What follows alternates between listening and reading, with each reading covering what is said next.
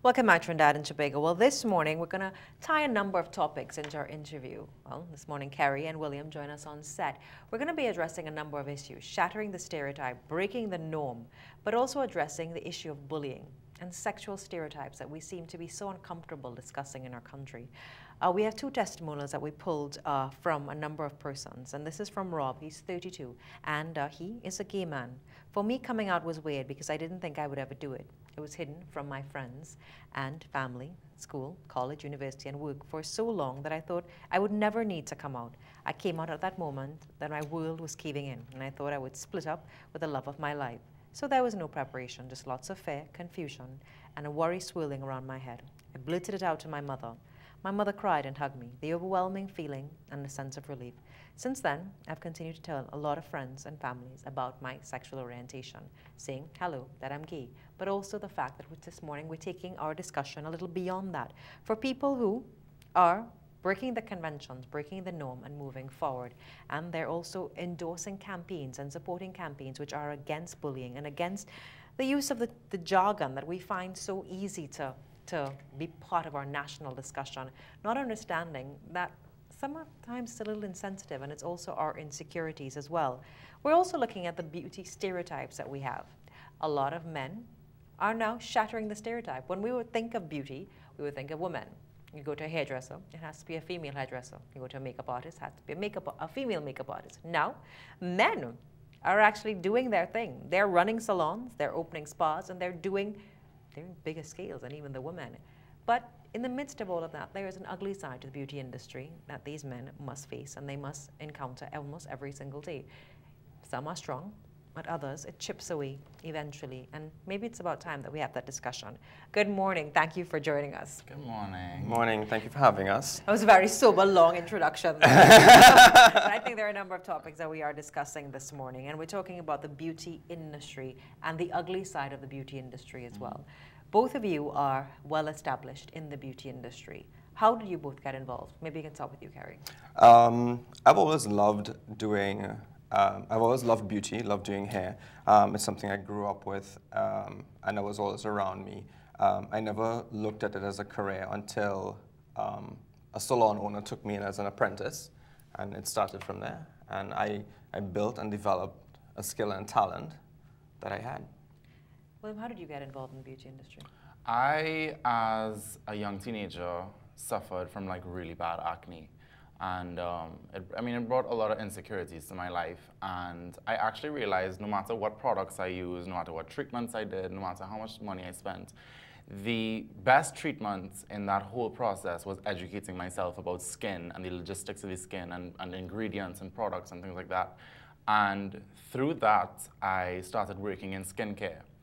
And I mean, I was going to school and everybody had clear skin. You know, everybody says that, you know, all teenagers go through it. No, everybody had clear skin. So I wanted to put on foundation in a way where it was imperceivable on the skin. And that's where I looked into formulas and different, you know, types of makeup and things like that. And then I realized it was giving me confidence. So why not project that onto other people? And I got into makeup. Now, looking at the discussion this morning centers the ugly side of the beauty industry. So you decided that, you know what, this is a personal battle that you have. So you have now decided to make it part of your line and your career line. When you decided that this is what I am going to do as a career choice, what was that discussion like, and what was your first set of interactions with the public about? It's, you know, it's definitely different, you know, especially in Trinidad. Being a man in the industry is a little bit risky, you know, because you're putting yourself up for judgment and all of this. But the fact of the matter is, if you have a talent and you have a goal to achieve and you're confident in that, you wouldn't let anything stop you. So yes, it was difficult at first, but I came around. William, you spoke about the fact that being a man in the beauty industry, you had to face that presented its own challenges to you. Were those challenges presented because of your gender or because of your sexuality? Definitely gender. You know, at the end of the day, people are not going to know your sexuality. You could be the most flamboyant person in the world and still be straight, you know what I mean? Just the fact that you are a man in an industry that is so dominated by women, people prejudge, and you know they're gonna say what they have to say. Kerry, when you started, did you face any sort of challenges, the stereotypical challenges? One, because you started at a time when maybe there were very few Yes. male hairdressers Yeah. at the time. I mean, Yeah. it was just it was a novelty as opposed to the norm. I guess, like when I started doing hair, I mean, the judgment first came from within the home. And at that time, once you're a hairdresser or makeup artist, you're instantly stereotyped as being gay or being effeminate. And I think those are wrong judgment calls.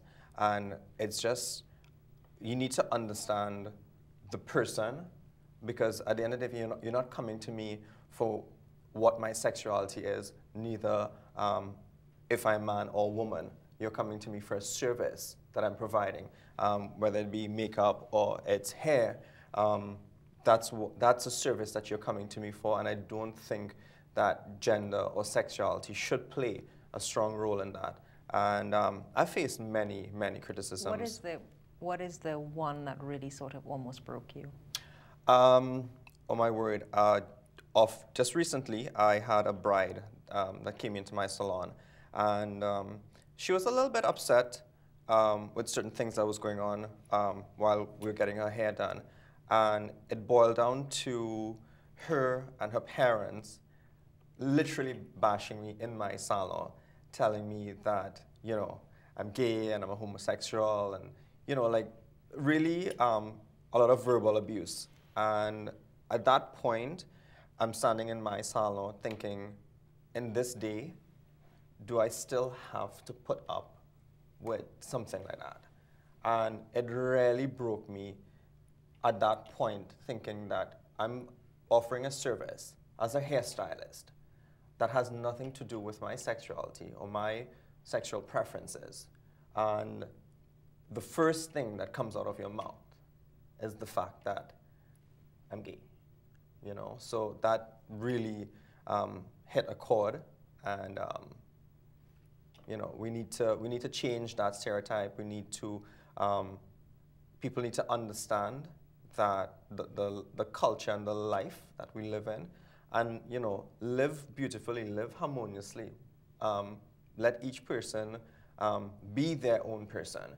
I just came back from Paul Mitchell, the gathering in Vegas, and there was one hairdresser who lives in the Middle East, and he's an educator, and he actually has to go in through the back doors to get into the salons because it's illegal.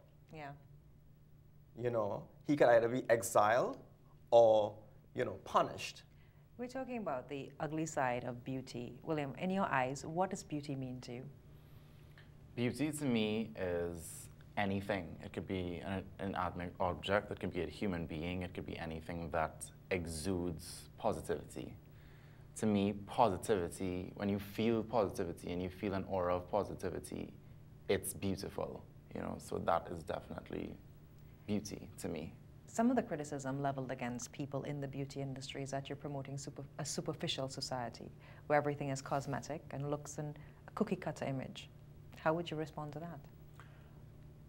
I personally love when people tell me that, because I answer with the fact that I give people confidence when I put makeup on them. Kerry gives people confidence when he makes their hair look 10 times better on a bad hair day. It's about promoting confidence and hiring people's self-esteem. And a lot of people will argue and say, oh no, that comes from the inside. When you look good on the outside, let's be honest, you feel good on the inside. Yep. So it's about promoting confidence and positivity in that way. I don't think it's superficial in any way, no. When, Karen, I'm going to ask you the same question. What does beauty mean to you? And on the flip side, a lot of people believe that you're creating this superficial society. I'm in total agreement with William. Beauty for me, it's all around us. It's in fashion, yes. It's in the salon, but it's in people. There's a saying, we all have an equal amount of good and an equal amount of bad in us. So I think beauty is a reflection of who you are as a person and an individual, and that comes from inside. The industry, I don't think it's superficial. A lot of people look at it as being superficial, and it can be taken that way. But when people come to us, especially I've had in my salon, when people come to the salon, you know, I've had 2 clients this week come to me and say, Kerry, I just broke up with my boyfriend. We've been together for 9 years. We've been together for 10 years. Make me feel good. That empowers me. I do that all the time, every Saturday, actually, by Kerry. He can tell you that. But that is, for me, the best part of my job. When that client comes and they hold your hand and they're like, make me feel good, make me look good. And I think that's why we're here in the industry, because of our own battles and our own insecurities, that we now want to share that and help other people feel good about themselves. You know, William, when you walk into our studios, I mean, it's no secret. All the women and the staff are like, this man is so good looking. But you talk about your own personal battles and how you have now made this into a career path for you. Looking at you helping other people, but also your decision to be so open about everything in life. Has that worked against you or for you? Or has it been, how has the challenge been too much for you sometimes? I would say it's a mix of both, but then the pros outweigh the cons in the end. And that for me is what's important, you know what I mean? When you believe in something, I don't expect other people to always believe in me, you know? So I feel like people, regardless of how I look or what I do, they're still gonna talk about me. There are people talking about me right now as we speak, you know what I mean? Do I take it on? No. People will always have their opinions. Where do you get your strength from? From being put down in the past, I'll be honest with you. You know, I grew up as an ugly duckling, I'll be honest with you. I can't believe that. You are lying on national TV. You are lying on national TV, I am William. telling you, I had acne, I had the big puffy curly hair, I had braces, I was very, very like pale and washed out growing up, you know, so I went through my stages of being picked on, you know what I mean? So I think from that I developed a personality. If I was pretty all the way coming up, I don't think I would have much substance, to be honest. I think that's a really good point, William, from 2 different ethnicities and 2 different lifestyles. Definitely. I mean, I had similar issues, insecurity issues as well, to growing up and being bullied even in school for simple things, like, for instance, my nails or my hair, or, you know, like simple things I would be stigmatized for. And it goes to show that it spans across. You have very strong views on the idea of bullying, Kerry. In fact, when we first started this discussion, this is what you wanted to talk about. Yeah. Why do you hold such a strong position? Are you a victim? I was telling William earlier, I don't consider myself a victim. I consider myself victorious because I don't let or allow people and situations to navigate my life. I actually use those situations. I've used all my situations, Hema, to get to where I am today. So bullying, for me, I've taken that and I've used that to empower myself, to grow my business. And I've been told, I mean, many things from, you know, you're too girly looking, you sound girly or effeminate. You know, this is a job for, I don't know if I'm allowed to use this word. So let's remember, at 6 it was morning TV, not night TV. Let's remember that.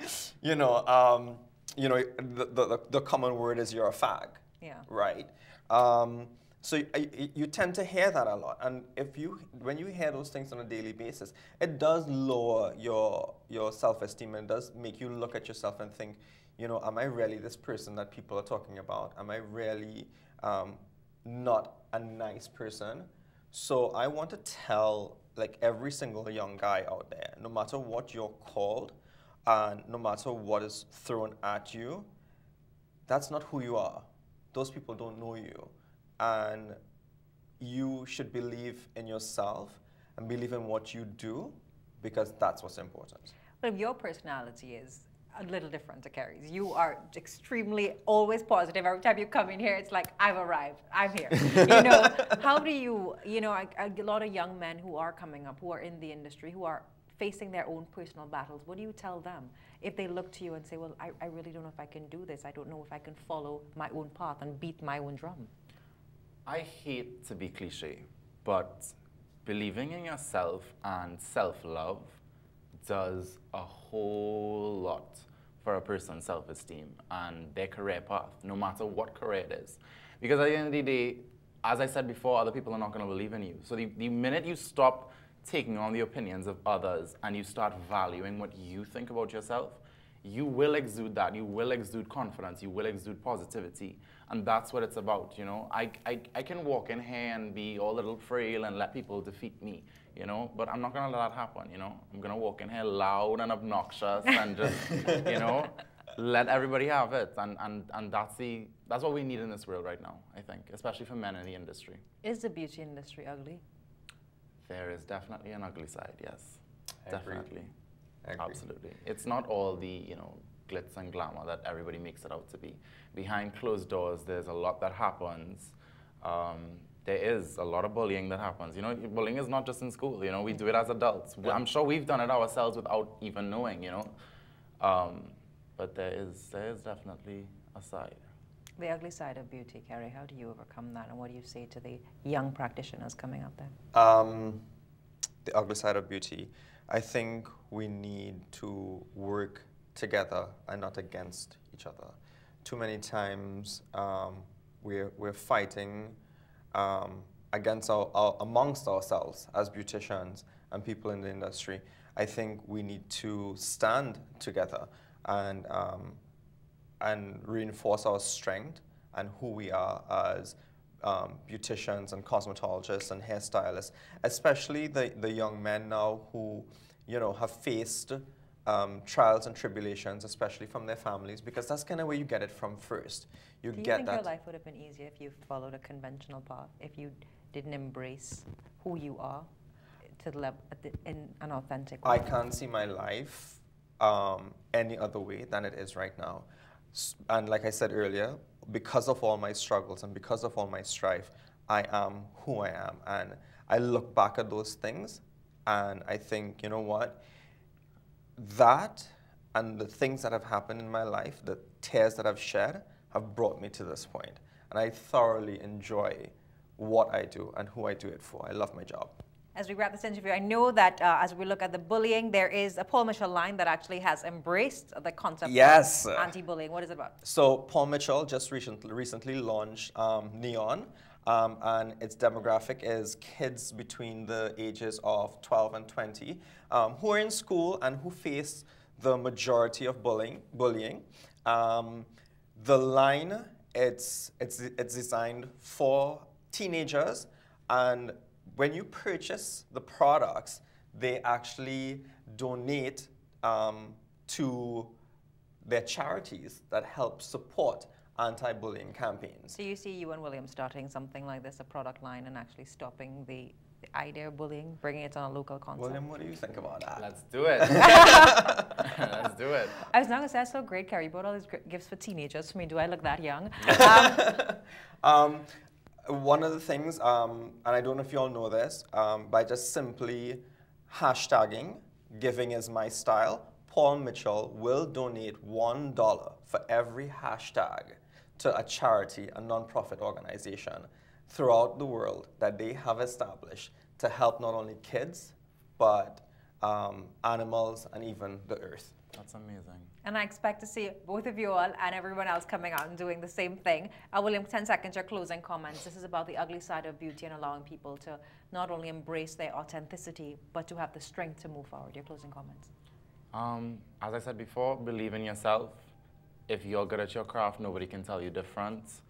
It's not about other people's opinions. And you have to find that comfort in yourself and that self-love in order to move forward. There's no other way to do it. Kerry, closing comment. Guys, if and when you visit the salon or you hire a makeup artist or any guy that's in the industry, it's not about that person's sexual preference or that gender. You're going to a professional for a service that they've worked hard for. And you should respect that. Respect is always given when received. So, yeah. To remember that. We take a very short break. When we come back, we'll have more for you. Stay with us. This is The Morning Brew.